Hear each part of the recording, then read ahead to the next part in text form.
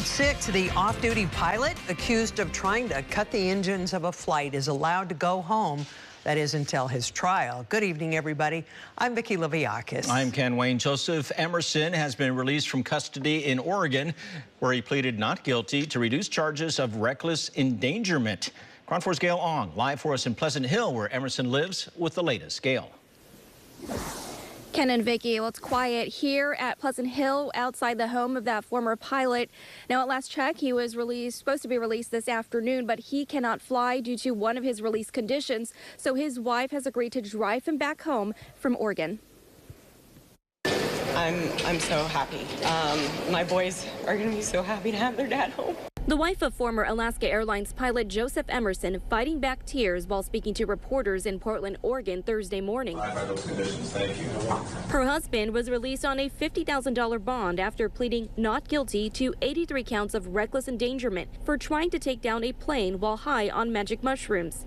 The incident happened in October mid-air on a flight heading back to the Bay Area. Emerson is accused of trying to cut the engines of the flight while riding in the extra seat in the cockpit. According to court documents, Emerson told police that he had been struggling with depression and that he had taken psychedelic mushrooms about 48 hours before the flight. Does he need help? Yes. Does there need to be change in the airline industry? Yes, absolutely. Emerson has also pleaded not guilty to a federal charge of interfering with a flight crew. The judge in that case also agreed he could be released pending trial. The judge's rulings were made with several release conditions. He cannot consume any controlled substance, including alcohol, must submit to drug tests, he cannot be within 30 feet of any operable aircraft, and must participate in mental health counseling.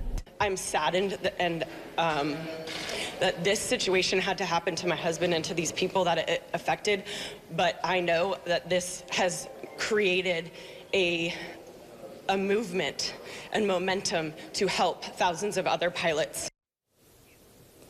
And I did speak to someone at Emerson's home tonight who wanted privacy. Emerson is due back in court in Oregon on January 19th. Live in Pleasant Hill, Gail Ong, KRON 4 News.